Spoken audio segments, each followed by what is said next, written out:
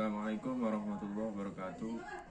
Perkenalkan, nama saya Kholis Muhyiddin, saya dari Prodi Manajemen. Di sini saya akan menjawab soal nomor 7 sampai dengan 9.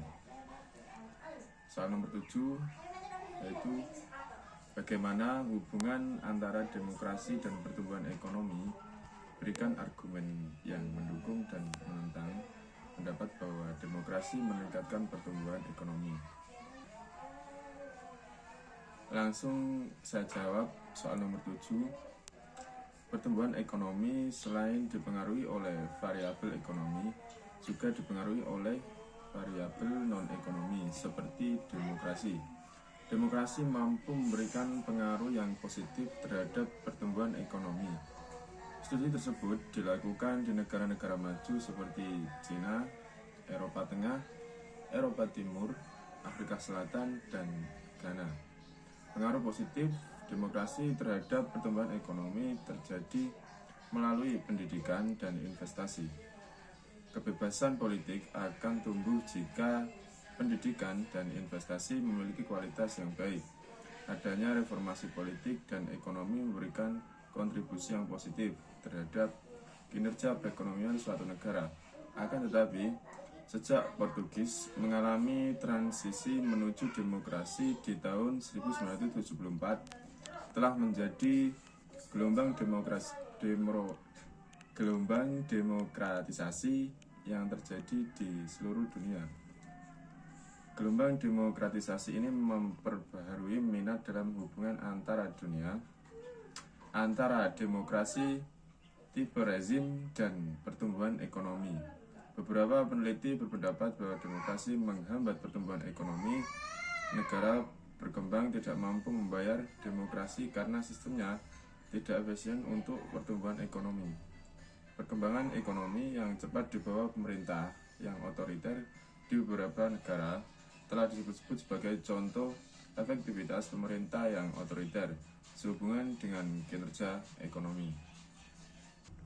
Selanjutnya, soal nomor 8. Uraikan permasalahan korupsi dalam konteks ilmu politik dan menurut Anda pribadi, bagaimana upaya-upaya yang dilakukan untuk mengatasinya?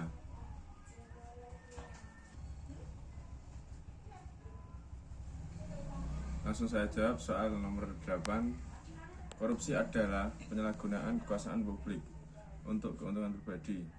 Korupsi sebagai perbuatan tidak pantas dan melanggar hukum oleh pejabat publik, baik politisi atau pegawai negeri, demi memperkaya diri sendiri atau orang-orang terdekat dengan menyalahgunakan wewenang yang dipercayakan oleh politik.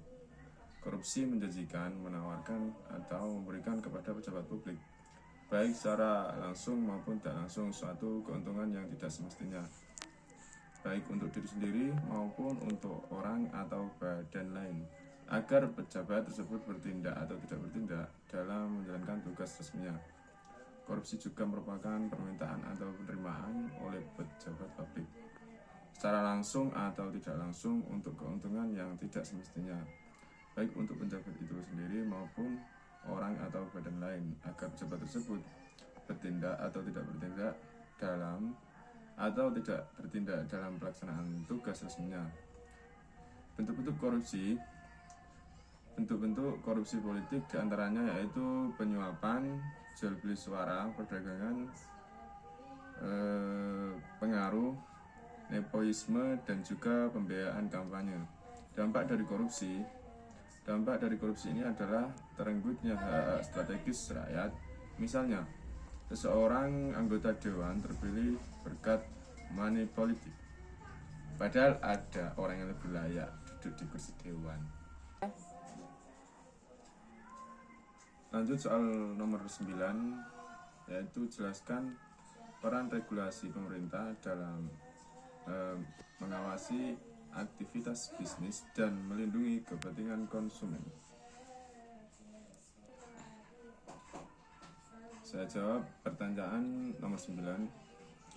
Peran pemerintah dalam mewujudkan perlindungan terhadap konsumen adalah melalui peningkatan standarisasi, pemberdayaan konsumen, pengawasan barang dan atau jasa yang beredar, tertib ukur serta pengendalian mutu barang dan atau jasa, Peningkatan upaya pelindungan konsumen diarahkan untuk mendukung tumbuhnya dunia usaha agar mampu melakukan inovasi dan menghasilkan beraneka ragam barang dan atau jasa yang memiliki nilai tambah, berteknologi tinggi dan syarat kandungan bahan lokal sehingga dapat meningkatkan kesejahteraan masyarakat.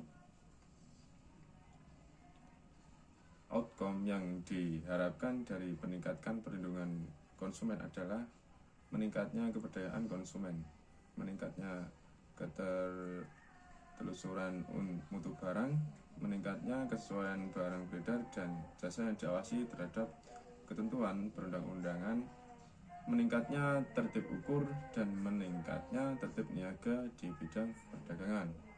Terima kasih. Itulah yang bisa saya jawab.